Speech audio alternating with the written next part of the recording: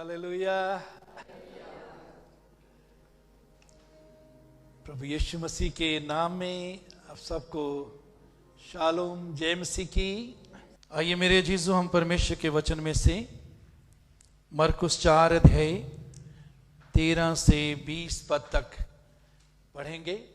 फिर उसने उनसे कहा, क्या तुम यह दृष्टांत नहीं समझते?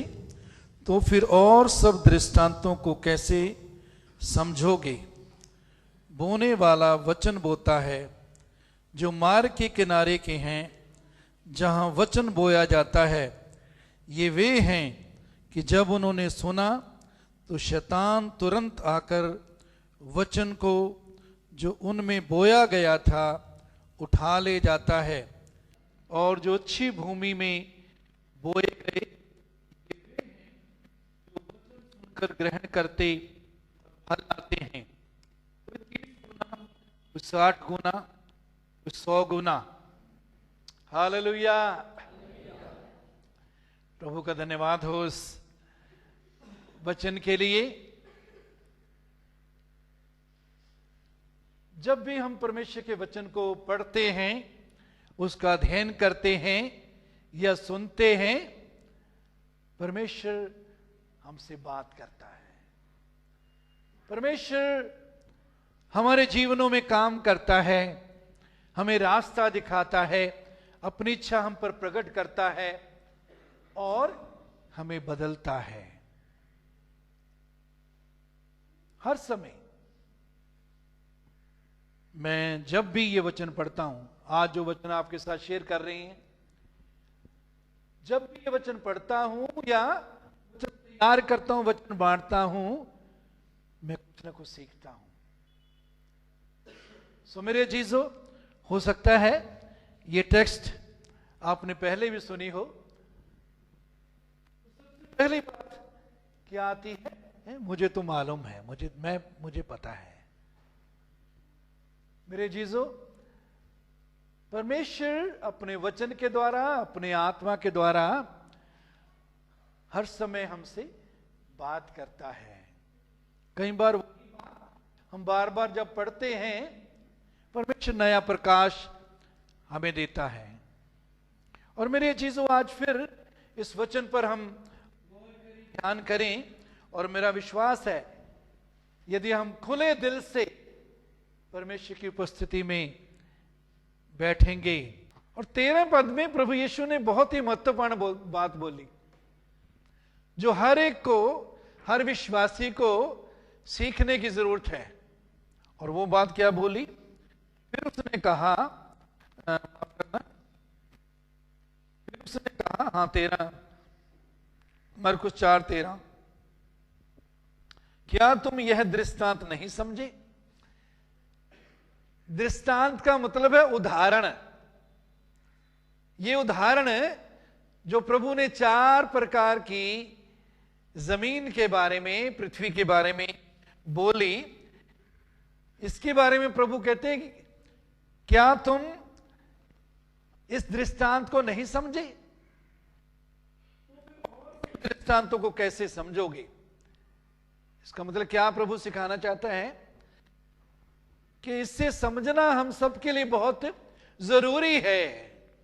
यदि हम इससे समझेंगे तो दूसरे दृष्टांतों को भी समझ लेंगे, क्योंकि ये दृष्टांत, ये उदाहरण हम सब के जीवनों से जुड़ा हुआ है। हम सब, ये 4 प्रकार की जमीन जो यहां बताई गई है, जिस पर हम ध्यान करेंगे,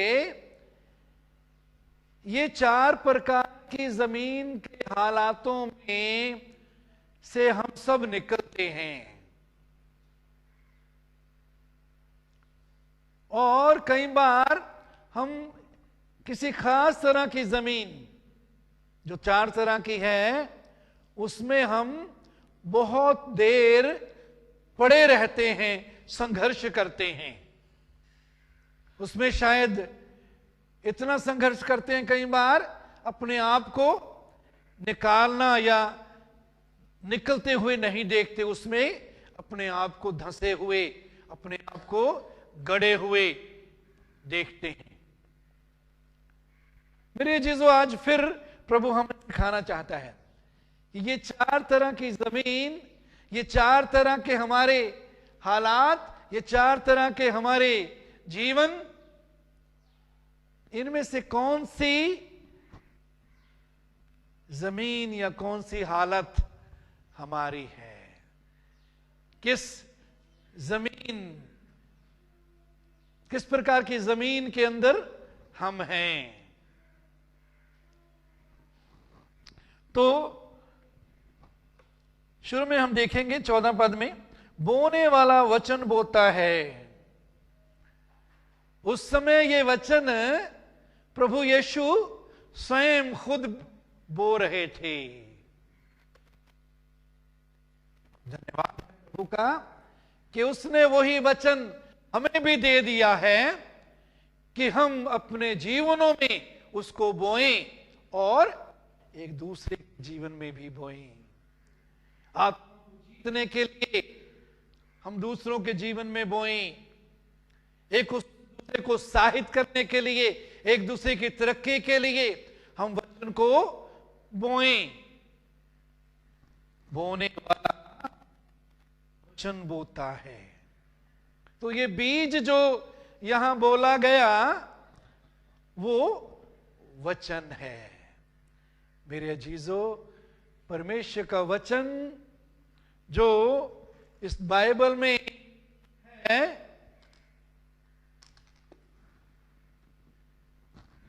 ये परमेश्वर का वचन है। और इस वचन में, वचन जैसे बीज में जिंदगी होती है, बीज में क्या होती है जी? जिंदगी होती है। बीज में बहुत बड़ा पौधा या पेड़ होता है। और यदि हम उसको और आगे देखें तो जब एक जगह वो बोया जाता है और उस पौधे में बहुत से बीज होते हैं, फल होते हैं, जिनको दोबारा बोया जाता है तो वो और फलते हैं। क्यों? क्योंकि बीज में क्या होती है जी? जिंदगी। बीज में सामर्थ होती है। और ये वचन, जो परमेश्वर का वचन हमारे पास है, जो परमेश्वर का वचन जिसके द्वारा हमसे बात कर रहा है, आज फिर इस वचन पर हम ध्यान कर रहे हैं। इस वचन में जिंदगी है। किसकी जिंदगी है? परमेश्वर की जिंदगी है। यीशु के बारे में क्या लिखे? आदि में वचन था, वचन परमेश्वर के साथ था, वचन परमेश्वर था। परमेश्वर का जीवन इस वचन में है। तो बोने वाला वचन बोता है। तो परमेश्वर का धन्यवाद है, हमारे देश में आजादी है। बहुत से इलाके हैं जहां जहां परमेश्वर का वचन खुलेआम बांटना या प्रचार करना, उस पर बंदिशें भी हैं। लेकिन ज्यादा हमारे देश में ऐसी जगह हैं, स्थान हैं जिसमें हम भी हैं कि हम खुलेआम परमेश्वर के वचन का प्रचार कर सकते हैं। परमेश्वर का धन्यवाद हो इस वचन के लिए। ये वचन हम तक पहुंचा है। इस वचन को हम तक पहुंचाने के लिए बहुत से लोगों ने कुर्बानी की है। बहुत से लोगों ने कुर्बानी की है। एक समय था जब ये वचन सिर्फ लैटिन भाषा में था। आम लोग अपनी भाषा में इसको नहीं पढ़ सकते थे, नहीं सुन सकते थे, एक दूसरे के साथ बांट नहीं सकते थे। सिर्फ कुछ जो लीडर होते थे सिर्फ वही इसको पढ़ते थे, वही जो है उसी भाषा में दूसरों को बांटते थे। परमेश्वर ने कुछ को खड़ा किया, उन्होंने आम लोगों की भाषा में इसका अनुवाद किया, तर्जमा किया, बांटना शुरू किया।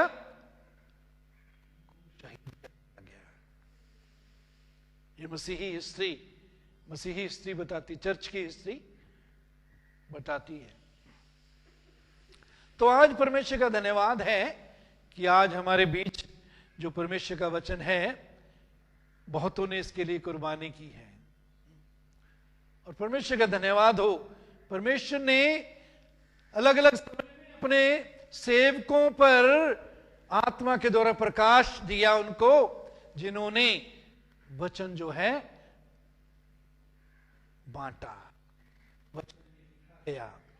और ये आज वचन हमारे साथ है। बोने वाला वचन बोता है।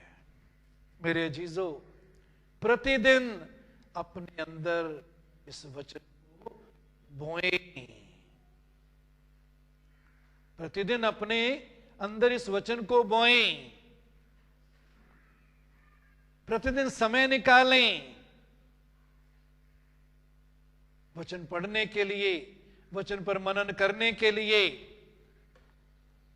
क्योंकि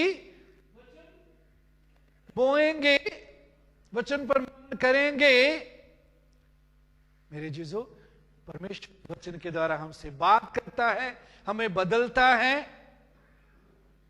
हमें जय देता है, अपनी इच्छा हम पर प्रकट करता है। परमेश्वर का वचन, उसमें परमेश्वर का जीवन है। तो यदि आप में से कोई अनपढ़ है, कहीं कहते हैं जी मैं अनपढ़ हूं, कोई बात नहीं। यदि आपने पढ़ाई नहीं की, कान परमेश्वर ने दिए हैं। आज इतनी सुविधा आ गई है कि आप अपने इस मोबाइल में वचन सुन सकते हैं। पंजाबी में भी, हिंदी में भी, किसी भाषा में आप सुनना चाहें सुन सकते हैं। यदि आप पढ़ना नहीं जानते, सुन सकते हैं। जरूर सुने। और हम समय समय पर कहते रहते हैं कि यदि आपको नई पढ़ाई की, पढ़ना सीख लें। पढ़ाई करने की कोई उम्र नहीं। कभी ना सोचे कि मैं अब पढ़ नहीं सकता, मैं तो अब मेरी उम्र इतनी हो गई है, 40 साल, 50 साल, 60 साल हो गई है, मैं नहीं पढ़ सकता। पढ़ सकती हैं आप, है ना।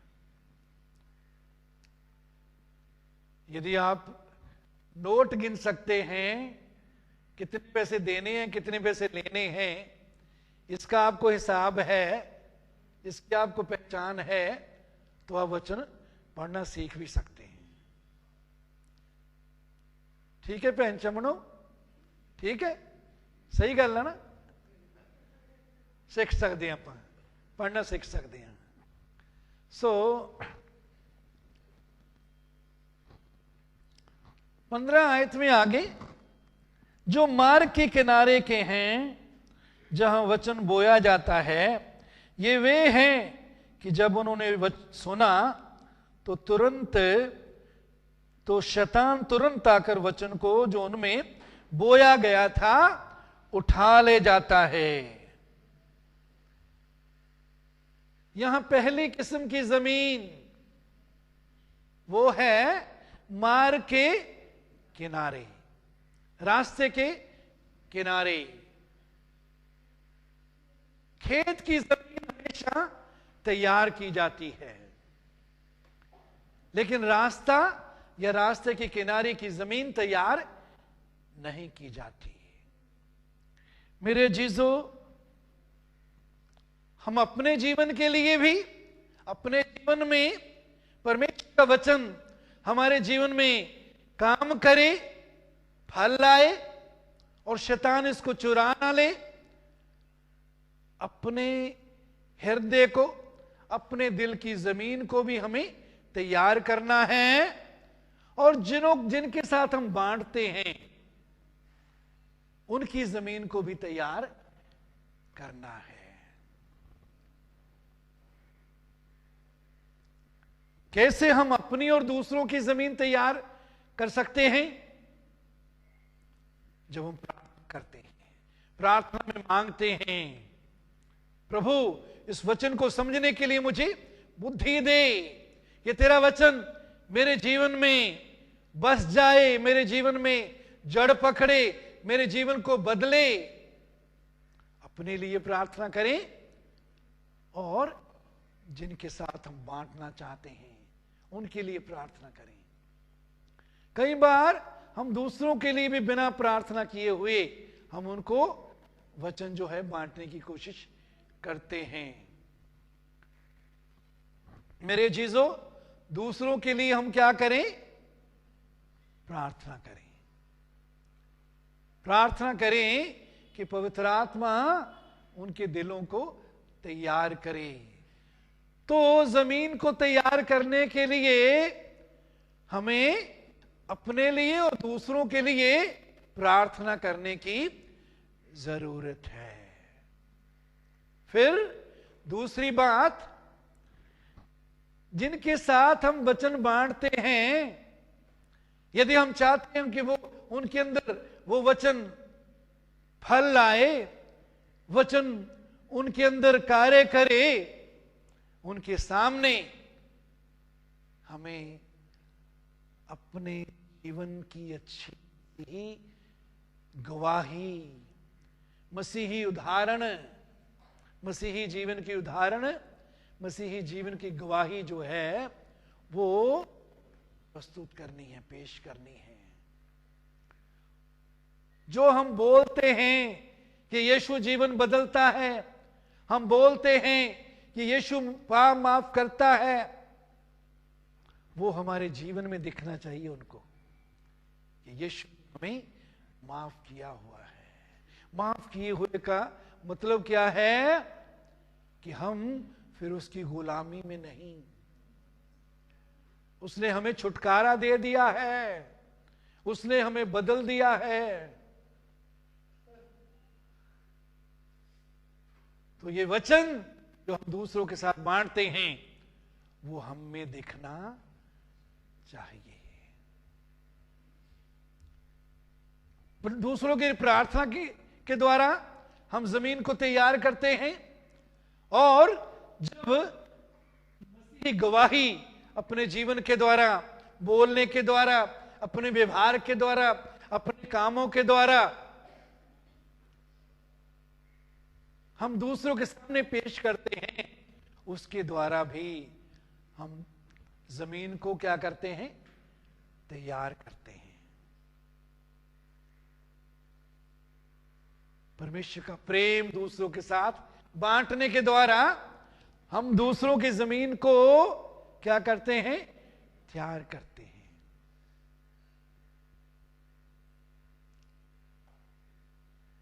पौलुस कहता है, जो वस्तुएं मेरे लाभ की थी उनको मैंने मसीह के कारण हानि समझ लिया। उनको कूड़ा समझता हूं, कूड़ा करकट मैं उनको समझता हूं।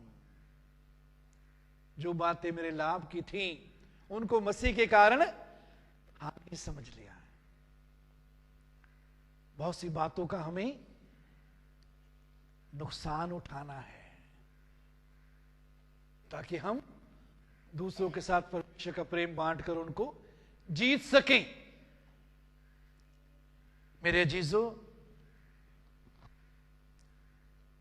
यदि हम अपने लिए और दूसरों के लिए प्रार्थना नहीं करते, मसीही गवाही दूसरों के सामने पेश नहीं करते, दूसरों के साथ प्रेम के साथ व्यवहार नहीं करते, उस प्रेम में त्याग नहीं करते, घाटा नहीं सहते, तो क्या होता है? जो वचन हम बोते हैं, दूसरों के साथ जब हम बांटते हैं, उसको शैतान जो है, पंछी जो हैं, वो उठा कर ले जाते हैं। क्योंकि जो हमारा काम है जमीन तैयार करने का, हमारा जो हिस्सा है दूसरे की सहायता करने का, वो हमने नहीं किया।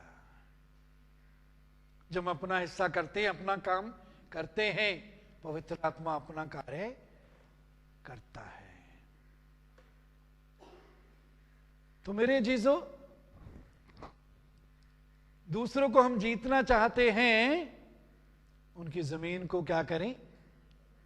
तैयार करें प्रार्थना के द्वारा, मसीही गवाही अपने जीवन के द्वारा, गवाही देने के द्वारा, परमेश्वर के प्रेम में चलने के द्वारा। नहीं करेंगे तो वचन जो सुनाते हैं तुरंत लिखा, तुरंत शैतान को उठा ले जाता है। शैतान हमारा दुश्मन है, परमेश्वर का दुश्मन है, वचन का भी दुश्मन है।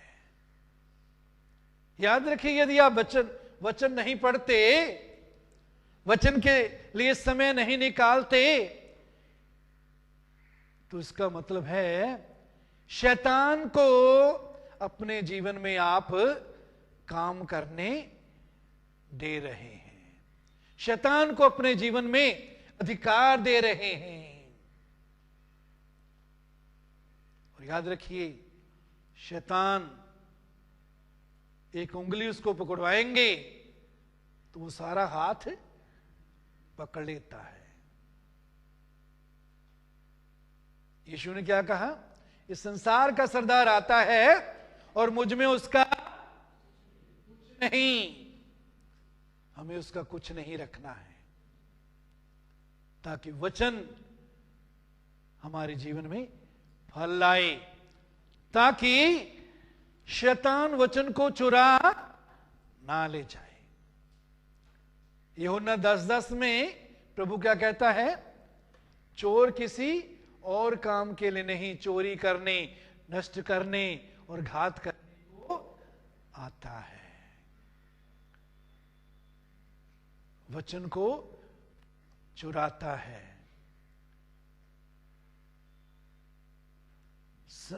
वचन के लिए समय दें, नहीं करते तो शैतान को हम चुराने देते हैं। कब चुराता है? जब शैतान को हम इजाजत देते हैं, अधिकार देते हैं, तब शैतान चुराता है। नहीं तो परमेश्वर की इच्छा क्या है? परमेश्वर की योजना क्या है? प्रभु क्या कहता है?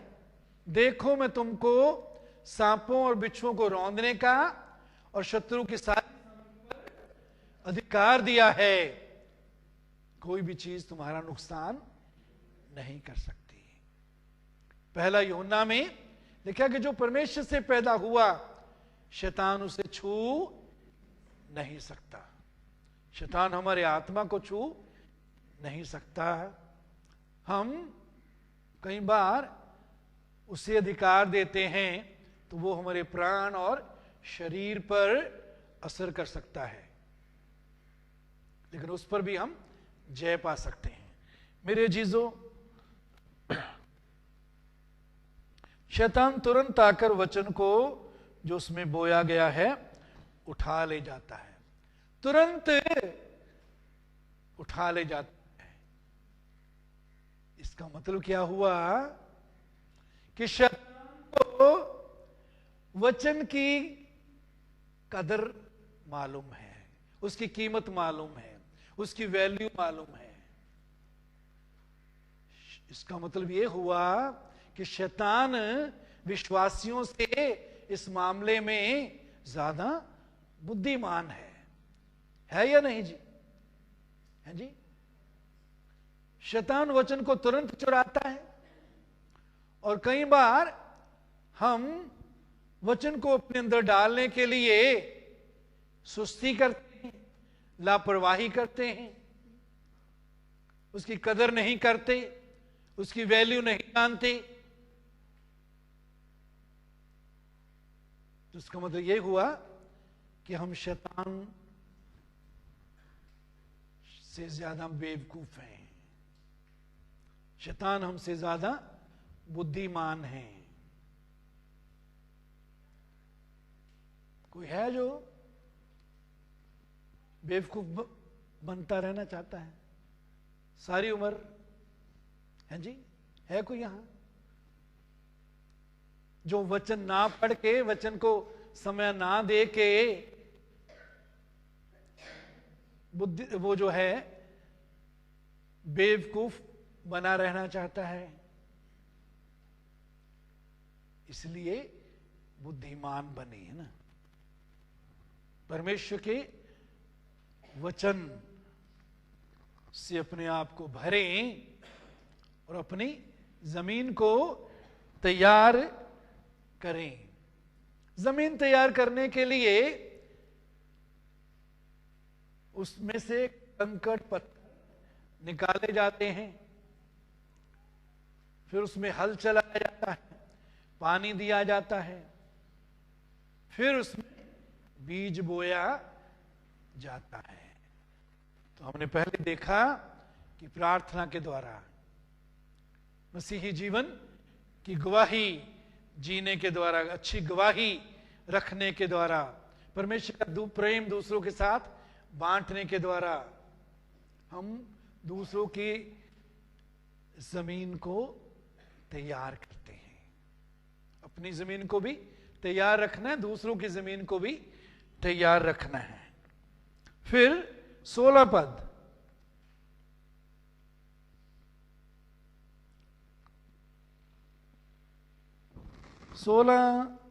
में लिखा है, वैसे ही जो पथरीली भूमि पर बोए जाते हैं ये वे हैं जो वचन सुनकर तुरंत आनंद से ग्रहण कर लेते हैं,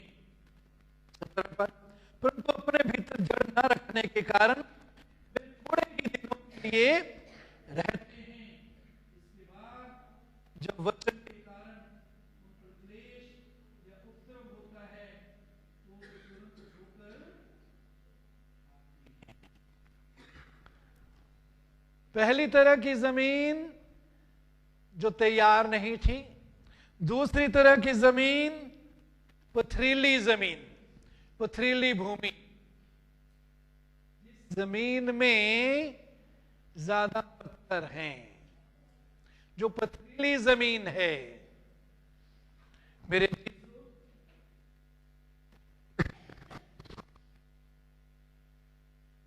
पथरीली जमीन में जब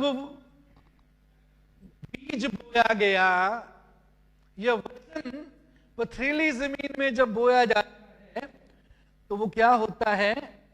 ये वे हैं जो वचन को सुनकर तुरंत आनंद से ग्रहण कर लेते हैं।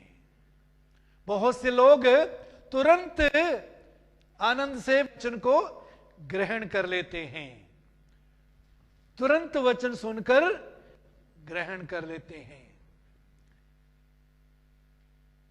लेकिन क्या नहीं करते? आगे लिखा है, परंतु अपने भीतर जड़ ना रखने के कारण थोड़े ही दिनों के लिए रहते हैं। पथरीली जमीन जो है, पत्थर होने के कारण, पथरीली जमीन होने के कारण वचन जो है वो गहरी जड़ नहीं पकड़ पाता। थोड़े दिन के लिए वो वचन में रहते हैं, वचन में मगन रहते हैं, वचन पर विश्वास करते हैं, फिर कुछ दिनों के बाद पीछे हट जाते हैं।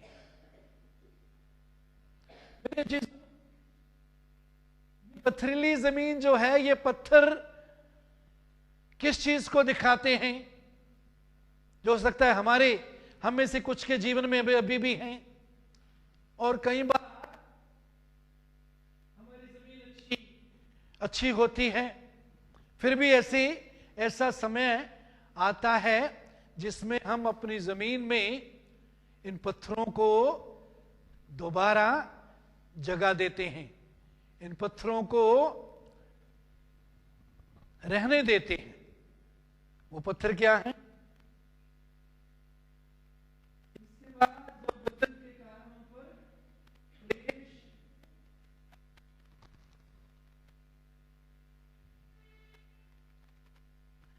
जब इसके बाद जब वचन के कारण क्लेश और उपद्रव होता है तो वे तुरंत ठोकर खाते हैं। मेरे अजीजों,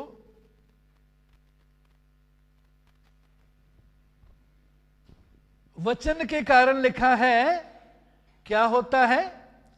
क्लेश या उपद्रव। वचन के कारण दुख या सताव। वचन के कारण क्या होता है जी? दुख या सताव। जरूरी नहीं है कि कोई हर समय कोई तलवार लेकर, पिस्टल लेकर ही हमारे खिलाफ आ रहा है। ये सताव कई बार एक दूसरे के द्वारा भी हमको मिलता है। जो वचन को नहीं समझ रहा वो सतत परिवार का ही सदस्य है, जो उस वचन की सच्चाई को, गहराई को नहीं पहचान रहा, प्रभु के साथ उसका जैसा संबंध होना चाहिए नहीं है, तो भी वो वचन के कारण आपको दुख दे सकता है, बात के द्वारा, अपने व्यवहार के द्वारा, अपने कामों के द्वारा। वो जो है हमको दुख पहुंचा सकता है। तो दुख या सताव, सताव वचन के कारण कई बार हमारे परिवार में से भी एक दूसरे से सताव मिलता है। बिना हमको सही नहीं समझते, हमको गलत समझने के कारण गलत बातें बोली जाती हैं। और हमारे उद्देश्य को कई बार जब हम वचन में बने रहते हैं लोग नहीं समझते। वो सोचते हैं शायद हम किसी स्वार्थ के कारण वचन में बने हुए हैं, ये वचन का पालन कर रहे हैं, वचन में चल रहे हैं।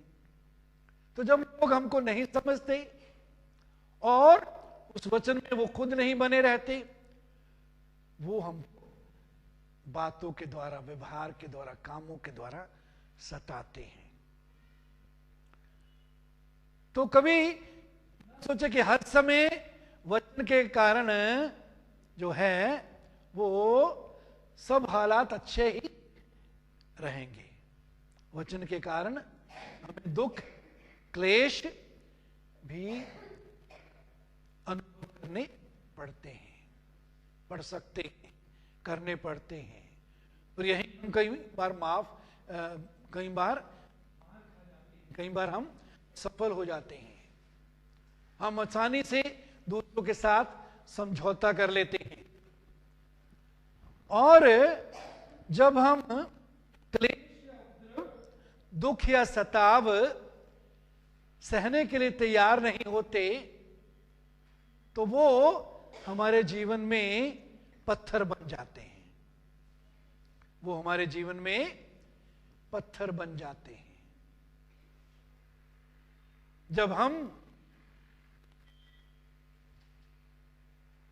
प्रभु के लिए क्रूस उठाकर अपने आप का इनकार करके चलने के लिए तैयार नहीं होते, जब हम कहते मेरी मर्जी पूरी हो, जैसे मैं कहता हूं वैसे ही सब कुछ हो, वो बातें, वो काम पत्थर बन जाते हैं। और उसका नतीजा क्या होता है कि वचन जो है वो जड़ नहीं पकड़ पाता।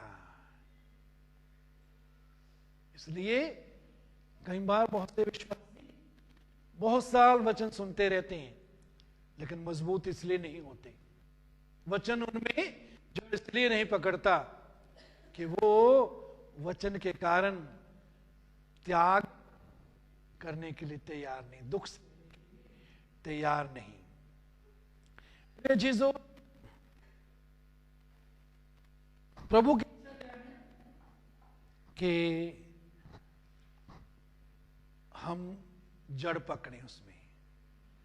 हम यदि पढ़ें परमेश्वर के वचन में से कुलुसियों 6 और 7 पद,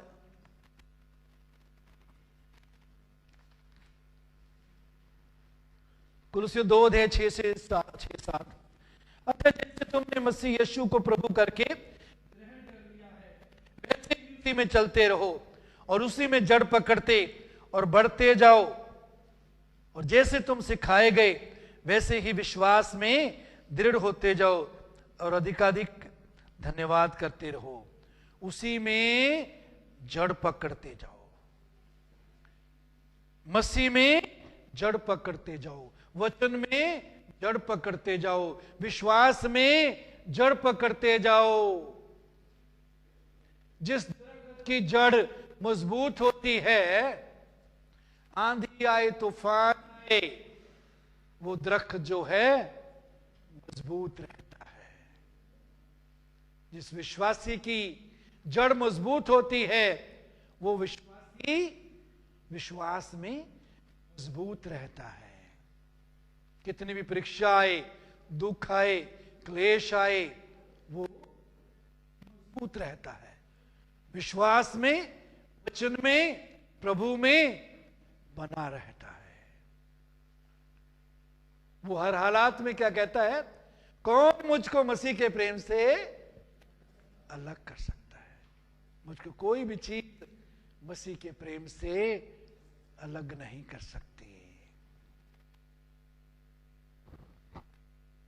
धूप बढ़ जाए तो भी मैं संगति में आऊंगा, बारिश होती रहे तो भी मैं संगति में आऊंगा, ठंड हो तो भी मैं आऊंगा, शादी आ जाए। मुझे मालूम है कि कई शादियां ऐसी होती जिसमें हमारी जिम्मेवारी होती है, उसमें चलो जाना जरूरी होता है, लेकिन आम जो शादियां होती हैं, धन्यवाद है हमारे पंजाब में शादियां बहुत लंबे टाइम होती हैं।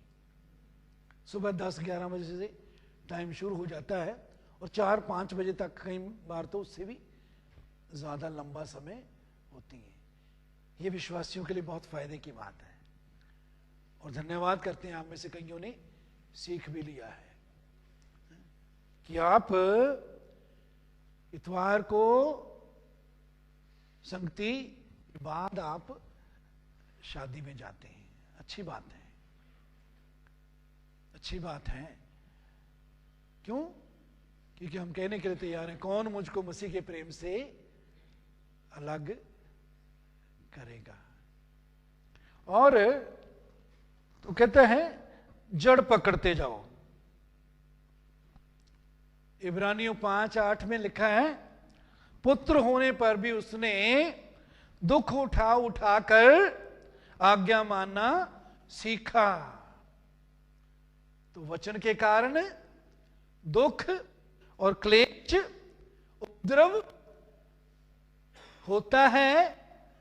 और यीशु के बारे में क्या लिखा है कि उसने कैसे आज्ञा मानना सीखा? जी, यीशु ने कैसे आज्ञा मानना सीखा?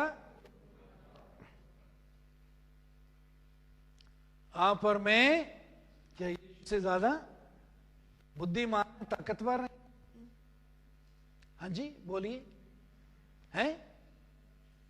सोच में पड़ गई है? यीशु को लिखा दुख उठा उठाकर आज्ञा मानना सीखना पड़ा। क्यों? क्योंकि वो आप तरह मनुष्य बन गया था। उसने अपने आप को खाली कर दिया था। ईश्वर तब ईश्वरी महिमा सामर्थ से अपने आप को उसने खाली किया हुआ था। अब क्यों मेरी तरह वो इंसान बन गया था, और इंसान होने के नाते यीशु मसीह के लिए भी पिता की आज्ञा मानना बहुत बड़ा आसान नहीं था, लेकिन उसने दुख उठा उठाकर आज्ञा मानना सीखा।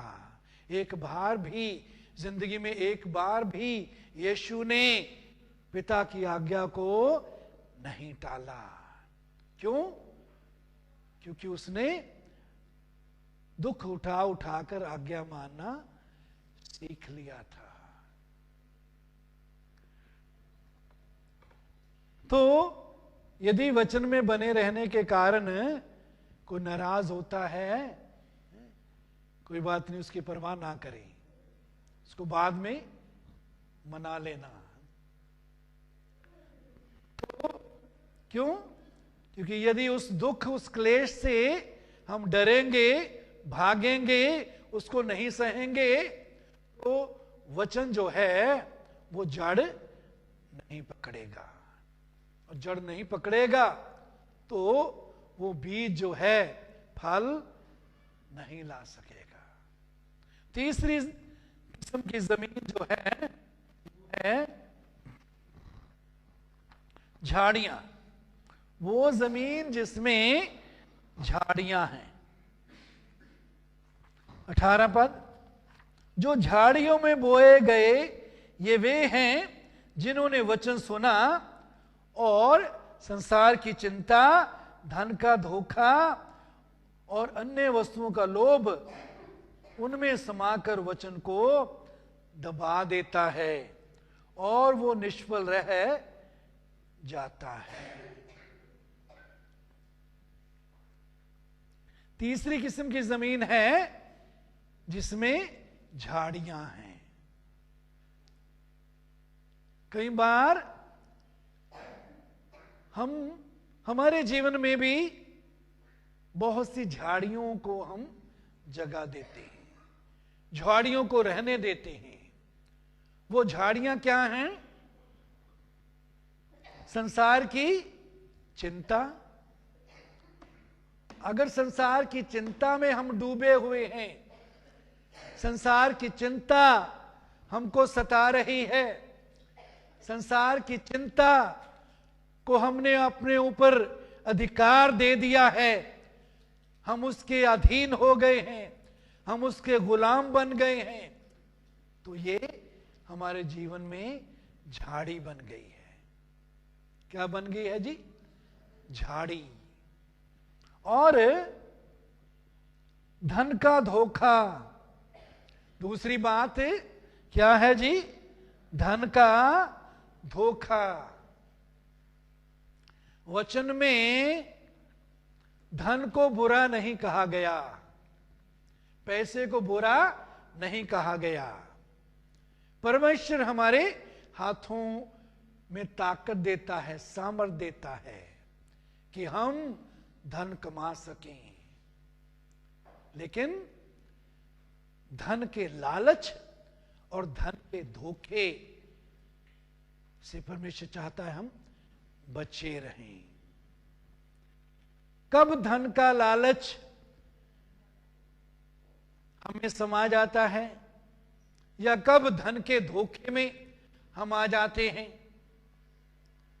जब धन को, पैसे को हम अपना मालिक बनने देते हैं, अपना स्वामी बनने की इजाजत दे देते हैं, और जब वो हमारा मालिक बन जाता है, तब क्या कहता है? इतने लोग कनाडा में जा रहे हैं, तू यहां क्या कर रहा है? सब लोग तो अमेरिका जा रहे हैं, जर्मन जा रहे हैं, न्यूजीलैंड, ऑस्ट्रेलिया जा रहे हैं, तू यहां क्या कर रहा है, क्या कर रही है? लोग अच्छी बाहर जाके कारें ले रहे हैं, लोग अच्छी कोठियां बना रहे हैं। मेरे जीजो, यदि प्रभु की योजना आपके लिए है, यदि प्रभु चाहता है कि आप विदेश जाएं, कईयों के लिए परमेश्वर की योजना होती है, हो सकती है,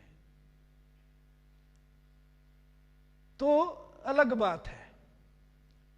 लेकिन यदि हम सिर्फ इसीलिए कि वो गया मैं भी जाऊंगा, वो मेरा रिश्तेदार गया मैं भी जाऊंगा, मेरा पड़ोसी गया मैं भी जाऊंगा, मैं कौन सा उससे कम हूं, क्यों? मुझे वहां ज्यादा पैसा मिलेगा। यदि परमेश्वर की योजना में हम जाते हैं तो हमारे पैसे, हमारे काम, हमारे जीवन, हमारे धंधे पर आशीष भी होगी, और हम परमेश्वर के राज्य के लिए या दूसरों के लिए आशीष भी बनेंगे, पैसे के द्वारा भी और हर प्रकार से। और यदि उसकी योजना में नहीं है तो हम आसानी से धन के धोखे में आ सकते हैं। और तो धन का धोखा, धन का लालच, उसके बारे में क्या लिखा है? सब प्रकार की बुराइयों की लालच क्या है? जड़ है।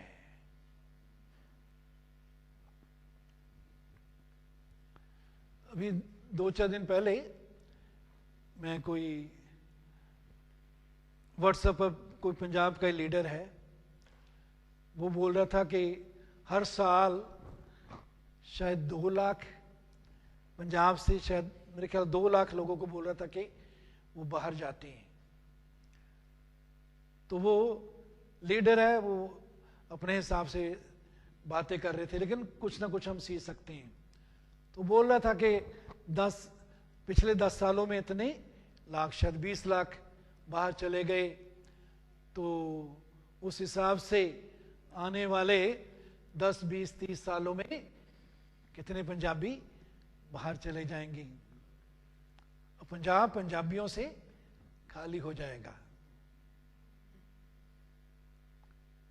तो खैर वो उनका नजरिया कुछ और था, लेकिन हम जिस बात पर ध्यान दे रहे हैं कि कभी भी दूसरों को देखकर कि वो ये कर रहा है, मैं क्यों पीछे,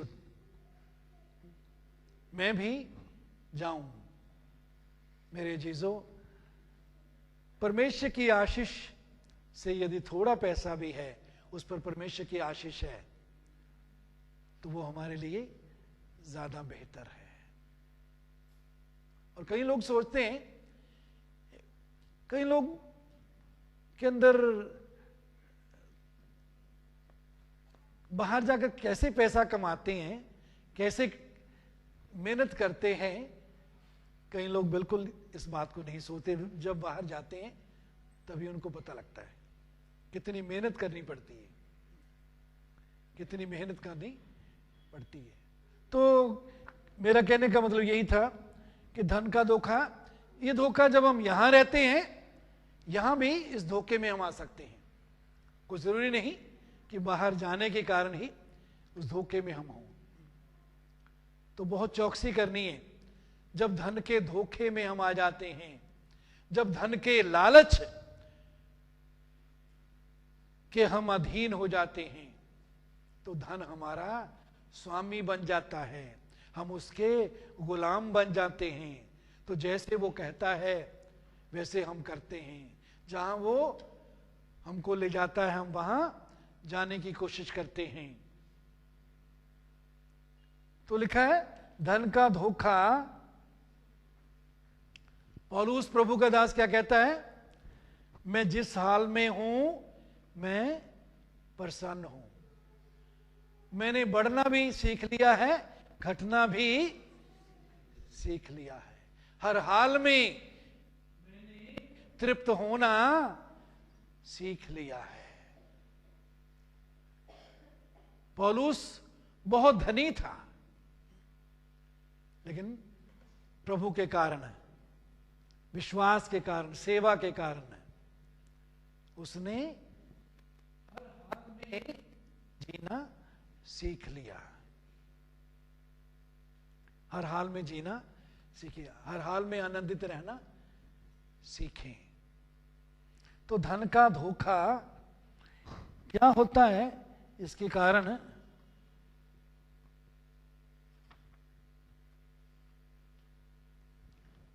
पहला तिमुथी 6:10, पहला तिमुथी 6:10 यदि हम पढ़ें, लिखा है क्योंकि रुपये का लोभ सब प्रकार की बुराइयों की जड़ है, जिसे प्राप्त करने का प्रयत्न करते हुए बहुतों ने विश्वास से भटक कर अपने आप को नाना प्रकार की, मतलब तरह तरह के दुखों से छलनी बना लिया है। पैसे के लोभ में यदि हम गिर जाते हैं तो कहता है विश्वास से बहुतों ने भटक कर अपने आप को जख्मी कर लिया है। हम आत्मिक रीति से, मानसिक रीति से अपने आप को जख्मी कर लेते हैं, पैसे के लालच या उसके धोखे में आकर। धन का धोखा क्या है कि धन ही मेरे लिए सब कुछ है, धन ही मेरे जीवन का उद्देश्य है। मेरे अजीजों, धन की हमको जरूरत है, लेकिन ये हमारे जीवन में पहल नहीं होनी चाहिए। पहले तुम उसके राज्य और धर्म की खोज करो तो ये सब वस्तुएं तुमको मिल जाएंगी।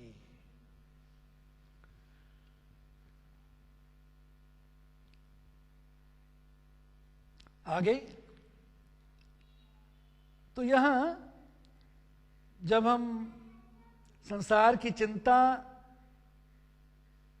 को अपने अंदर रहने देते हैं, वो झाड़ी बन जाती है, तो वो वचन बढ़ नहीं सकता।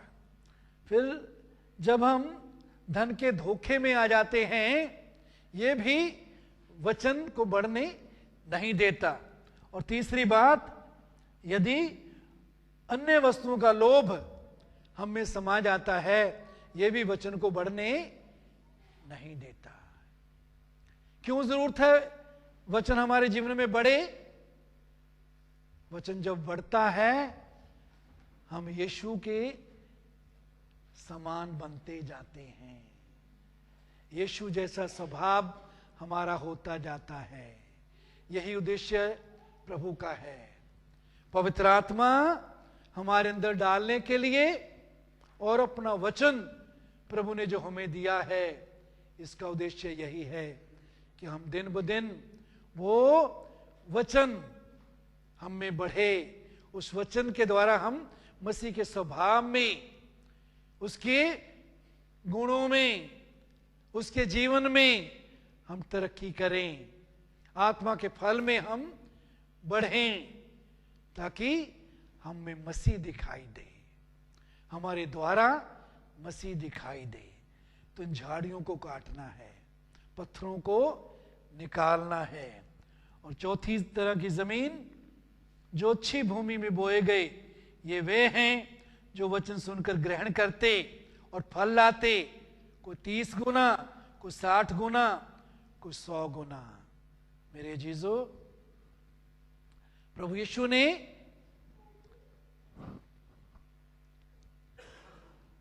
यूहन्ना 15 अध्याय में क्या कहा? मेरे पिता की बड़ाई इसी से होती है कि तुम कितना फल लाओ, बहुत सा फल। बहुत सा फल का मतलब है यीशु की तरह उसकी भरपूरी, उसके जीवन की भरपूरी, उसके जीवन का स्वभाव हम में दिखने पाए। लोग हमें देखने के द्वारा कह सकें कि ये यीशु के साथ रहने वाले लोग हैं, ताकि हम जगत की ज्योति बन सकें, हम पृथ्वी के नमक बन सकें, हम मसीह के जिंदा खत बन सकें, पत्री बन सकें, ताकि हमारे जीवन के द्वारा लोग मसीह को, मसीह के जीवन को और उसकी सामर्थ्य को देखें, ताकि हम परमेश्वर के राज्य को बढ़ाएं, आत्माओं को परमेश्वर के राज्य के लिए जीतें। परमेश्वर का धन्यवाद हो इस वचन के लिए। मेरे अजीजों, आज अपने जीवनों पर गौर करें। क्या हमारा जीवन, हमारे हृदय की जमीन, हमारी दिल की जमीन, क्या ऐसी जमीन तो नहीं जो रास्ते के किनारे की, मार्ग के किनारे की है, जहां बीज बोया गया लेकिन पंछियों ने आके चुग लिया? प्रार्थना के द्वारा अपने आप को प्रभु के आगे दीन करने के द्वारा, वचन में लिखा है, नम्रता से परमेश्वर के वचन को क्या करो? ग्रहण करो। कैसे ग्रहण करो? कैसे ग्रहण करो? कैसे ग्रहण करो? नम्रता से। नम्रता से ग्रहण करेंगे तो वो जड़ पकड़ेगा। और आज प्रभु चाहता है कि हम अपने जीवनों से तमाम झाड़ियों को काट डालें, पत्थरों को निकाल दें,